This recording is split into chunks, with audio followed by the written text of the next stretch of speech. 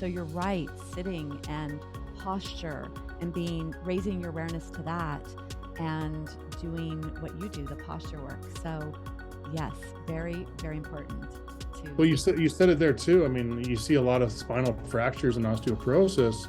I mean, part of, I think, why we're seeing that and why that's happening to people is they have less than ideal postural position, right? So that comes back to posture again. I mean, you can link posture and osteoporosis in many obvious ways. Welcome, Dr. Chad. Thanks for joining me today.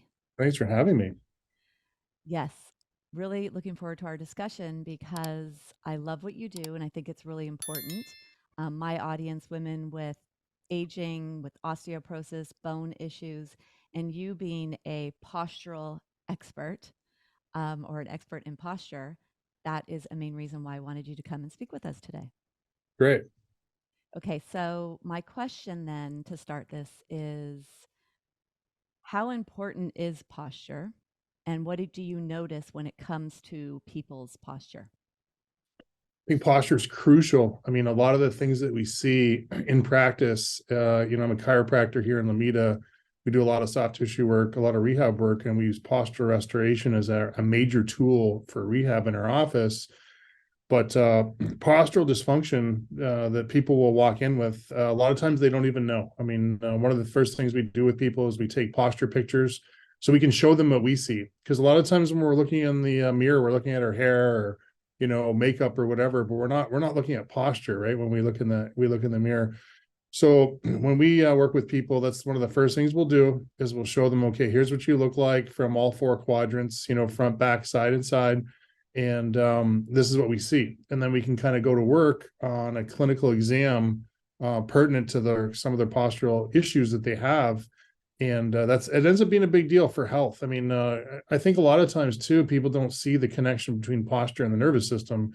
And I think that's a big thing in the postural restoration concept is how postural distortion can affect your nervous system and create other problems in your life, right? Whether it be digestive disorders or you name it. So yeah, we're big on posture at Back to Function. And, as a result, we get a lot of people coming in the door thinking about how we could help them improve their posture. Okay, so much was just said there. So first of all, just at the very beginning of what you said, you said the word soft tissue. So I think when people think of posture, especially if they think of their spine, they think of bones, right? Sure. But you were speaking about soft tissue, and that focusing on soft tissue to manage the spine or manage bones, right? Can you just say Yeah. a little bit about that, like to let people Well, understand like how bones are being managed? I'm a big fascia guy. I mean, everybody wants to talk about muscles, but the reality is our muscles are basically just doing what our nervous system tells them to do, whether contract or relax, right? So the fascia is basically what envelopes all the muscles and connects all the tissue together. And it kind of forms that fascial web that gets us moving and pulls on the bones and makes us move through space. So we're big on that. We're big on how posture affects fascia. Fascia will basically make the bones do things, right? Whether it be walk or sit or run or jump. So that fascial sling, the way the body moves together, is a very organized pattern. And the better we have, the better posture we have, the easier it is for us to find neutral in our daily activities, the more we get, good fascial connections and have the muscles and the bones connect better. Okay, so are we training our fascia? Like how is that working? Fascia is interesting because it's almost like a bag that envelopes the muscles. So you're always training your fascia, and sometimes we're training it for bad. I mean, people that have to sit all day, their fascial system is basically adapting to that sitting position. And we all know now, based on the research, that the sitting can be one of the most destructive things we really do during the day. Sometimes they actually equate sitting to smoking, which is sounds far-fetched, but sitting can take years off our life, right? And unfortunately, most people have sitting occupations for multiple decades in their lifetime. So our fascia adapts to the sitting posture, and then part of our job here at Back to Function is we have to try to unwind people, because most people don't just sit their whole life. They want to be able to move. They want to be able to play tennis and golf and the new thing now, pickleball and all these things, right? So in order to get people to do these activities that we want them to do because it makes them so much healthier. I know you're a big proponent of stronger bones and eliminating, reversing the signs of osteoporosis. So we want people to move, but in order to get them to move, we have to get them out of that sitting posture, and part of that fascial sling that they've adapted themselves into from sitting, we have to try to help them unwind that sitting position that they're stuck in. Yeah, I don't think people realize this, but there's the muscle that attaches to all five lower lumbar, and for some people, the lower thoracic vertebra to the legs. So if you're in that constant contracted state, pulling on that lower spine, the next curve up is the thoracic, and that's going to have an effect there. And so with osteoporosis, half of all the fractures are in the spine, and they're in the spine right where lower thoracic and lumbar meet. And it's because of that forward movement of the spine. So you're right, sitting and posture and raising your awareness to that and doing what you do, the posture work. So yes, very, very important Well, to. you said it there too. I mean, you see a lot of spinal fractures and osteoporosis. I mean, part of, I think, why we're seeing that and why that's happening to people is they have less than ideal postural position, right? So that comes back to posture again. I mean, you can link posture and osteoporosis in many obvious ways, but the biggest thing I think we see in the thoracic spine is the inability for that thoracic spine to have a normal kyphosis. And a lot of that's just the inability for people to expand air into their thoracic spine, into their rib cage, and into a kind of a fancy term, into that posterior mediastinum, which is that space kind of behind in the back part of the lungs, driving air into that area. A lot of us, when we sit, that thoracic spine gets really kind of rigid and straightened out, and we lose some of that normal kyphosis in there. And then people will try to adapt by kind of creating that Dowager's hump, which is the top of the thoracic spine becomes very, very kyphotic in order to try to restore some kind of kyphosis. But of course, it's less than ideal, right? And it becomes a postural anomaly. So part of what we're doing with people is we're trying to restore those normal curves that we've had when we were younger, that we've distorted because of the activities that we found ourselves in. And a lot of times that's like that sitting position. Yeah, and we need that kyphotic curve in the thoracic spine because we have to manage this 10-pound head that's on our bodies. Mm. And so I see. Mine's more like 50 pounds. Yeah. So they say 8 to 12 is the average. So I go to 10. But okay, you have what'd you say, 50-pound head with that big brain of yours? It's all rocks in there. Yeah. Yeah, and so that's what another thing that people aren't understanding. So yes, we've got the sitting aspect. So we've got the lower spine issue where we're pulling on lumbar spine into that extension curve that it lives in with the psoas attached. And then above we have the head, and most of our activities, the head is forward. So you have this tipping forward angle of this 10-pound head, and then you have your body trying to manage that. And without that awareness over time, that forward movement puts too much pressure on the weakest part of the spine because the front part of the spine is the weakest, right? The bones are the weaker Right. bones. Yeah. Yeah. It really is. It really 50% of the fractures are there in the spine. So you said the word reverse in there. And one of my biggest things, like my main reason for doing this podcast is to show women what is possible when it comes to, I say, reversing bone loss. Would you say that bone loss is reversible? Everything's reversible. That's a big concept that I use with people when they come in is, people want to know that there's hope, right? And, part of our job is to say, okay, there's hope and this is why. And then we create an action plan of how they're going to get to the goals that they have. Some people have really simple goals. They just want to be out of pain, right? And it's like, okay, great. You want to get out of pain. And then sometimes once they achieve that goal to get out of pain, then they have other goals that they want to add to the list, right? That's a big thing for us on our intake form. One of the last questions we have are, what are your goals? And please specify. And then we have check boxes to make it easy for you, because some people are like, oh, they don't want to think too much about what their goals are. They just want to come see the chiropractor and get fixed, right? So I like to know what people's goals are. It helps me a lot in formulating ideas of an action plan for them. And like I said, a lot of times their goals will change as our relationship grows and they start to really understand maybe what we can do to help them.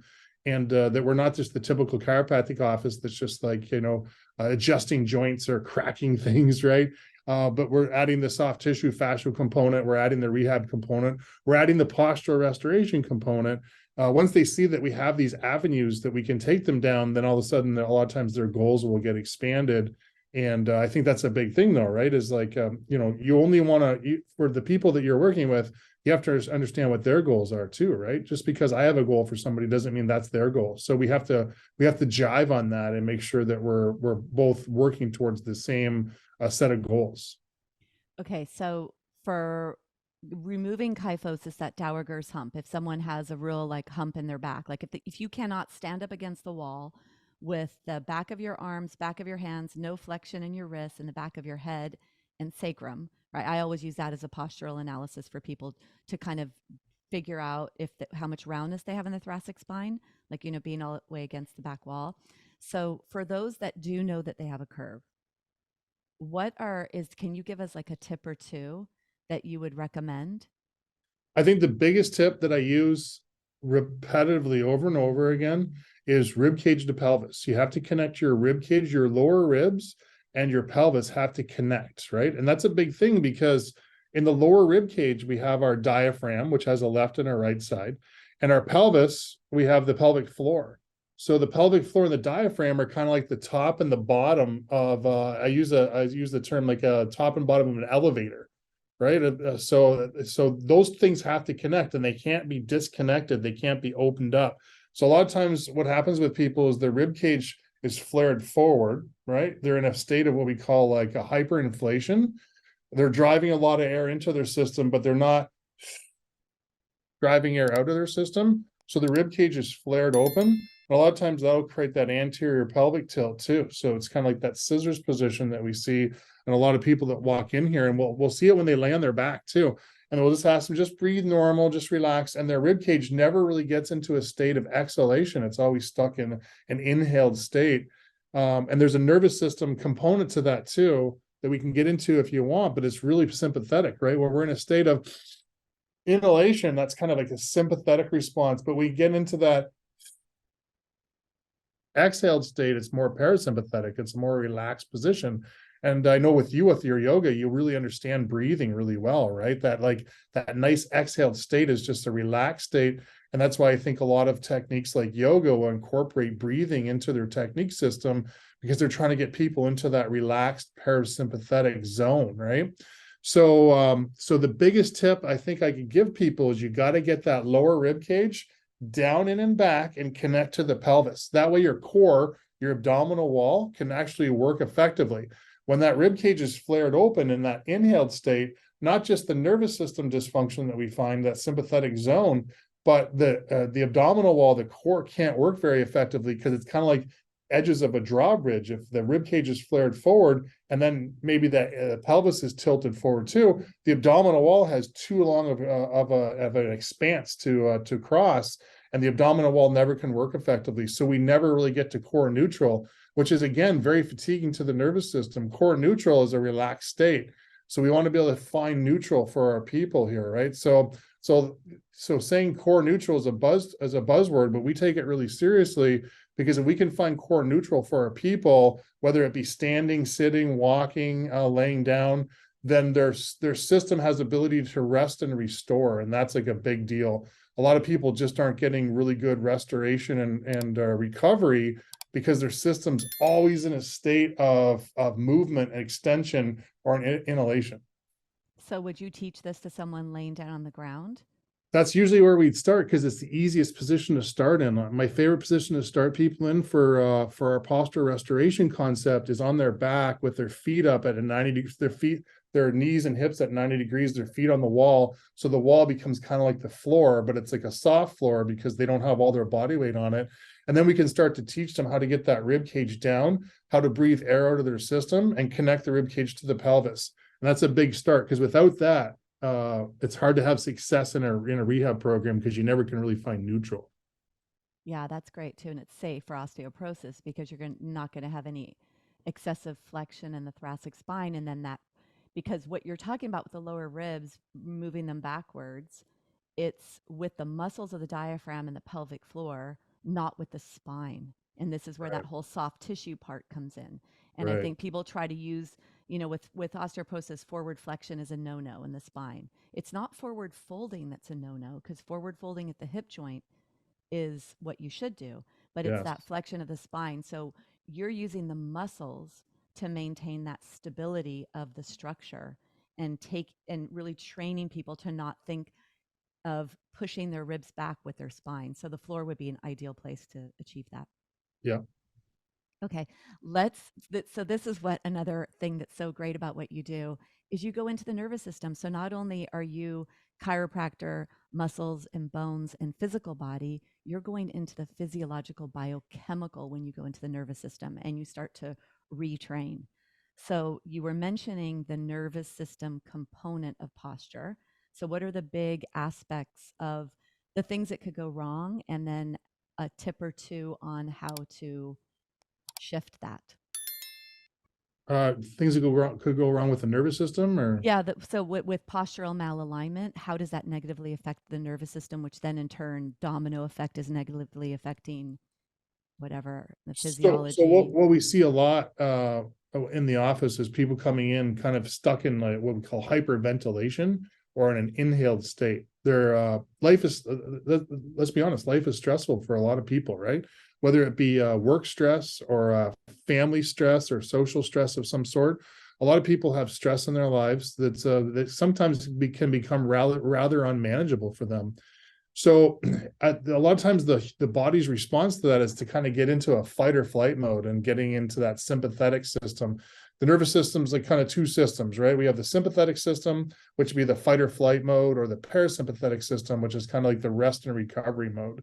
And a lot of people that have pain that's like chronic in nature, that's hard for them to manage, are stuck in that sympathetic mode, right? The pain's making their life worse, the stress is making the pain worse, and they kind of get stuck in that state of inhalation where they're like exasperated, they don't know what to do, it's hard for them to relax, it's hard for them to sleep sometimes, and that kind of goes back into that rib cage flare, right? They're stuck in that state of inhalation, the rib cage is flared open. And one of the main tenets for posture restoration is we got to get that rib cage down. And as they get that rib cage down and connected to the pelvis, they're exhaling. And as they're exhaling, they're starting to feel a little bit better about their situation because they're getting closer to that nice, relaxed, recovered parasympathetic mode. Yeah, and the body cannot heal in a stress state. We only heal when we're in that relaxation zone. Not only do we digest physically what we bring in, because this is a big thing I speak about as a yoga therapist, we don't just consume food that makes all tissues in our body, we consume information. So, whatever it is we're watching, listening to, participating in, even if it's invisible and you don't really think about it, it's actually having an effect on your posture, on your bones, on the way you stand, the way you show up in your life. And it's that slow erosion over time that leads to so much of what we see as we get older, all these disease states. So, understanding that we are intricately connected, mind, body, and nervous system, bones, spine, really important. So, that's great. That's great work that you do. All right. Um, so, any parting words for just, I know you've said a lot about posture and how important it is. But one thing I guess what I'd like to know too is what you've seen over the years, and what I what would you run ahead and say to someone, don't come here? Like, what are your big things you would tell people, don't do that because this will happen? Um, Or stop doing that. I mean, just well, as someone who's had a hip replacement and a collapsed joint at 50 and in a wheelchair and my life was stopped in my tracks, I feel that what I do, everything I do, is to try to not let people get to a place of broken, because broken is hard to right. to get away from. And I was only 50, so I had a lot of desire to have a big life because I had so many years left to live. But Yeah. as somebody gets closer to, like, let's say 70, even the 80-year mark, um, it's not, you might not have all that energy or drive.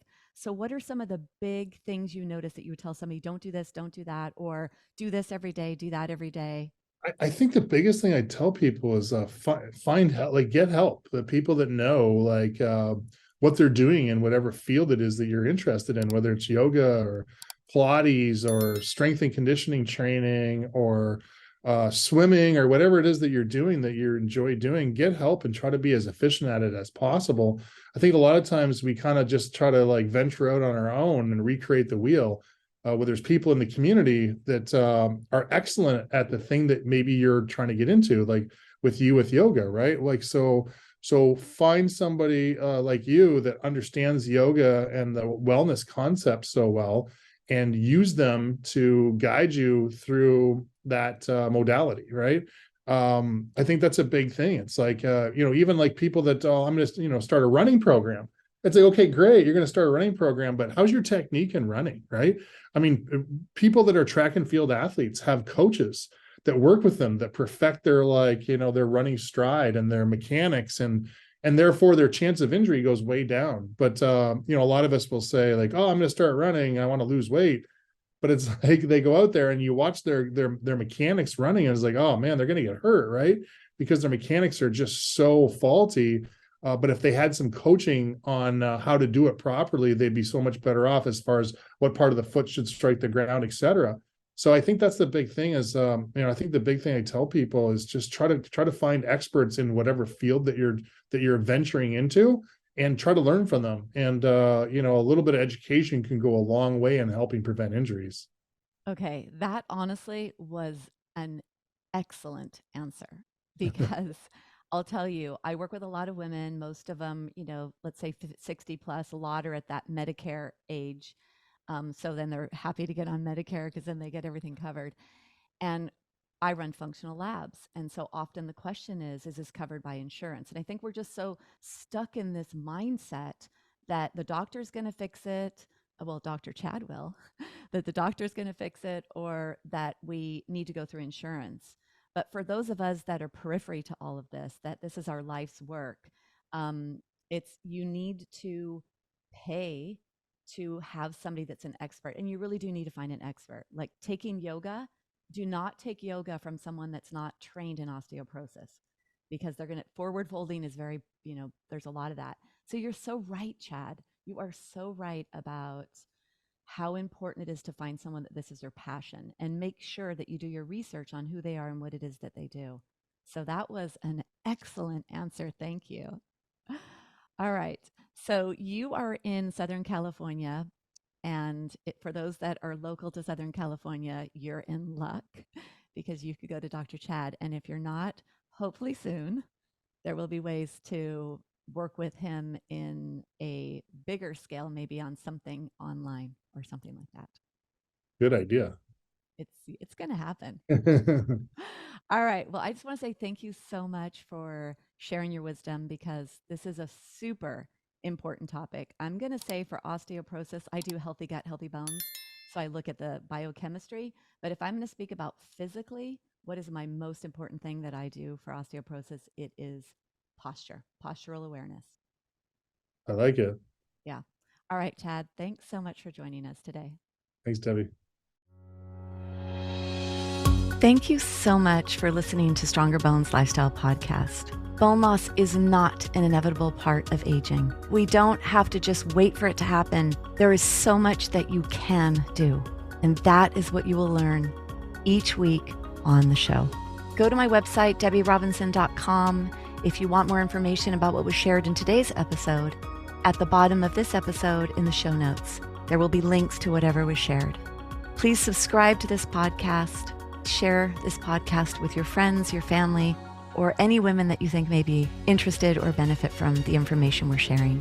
Please rate the podcast. And if you have any questions you'd like asked or answered, I would love to hear from you. Let's do this, ladies.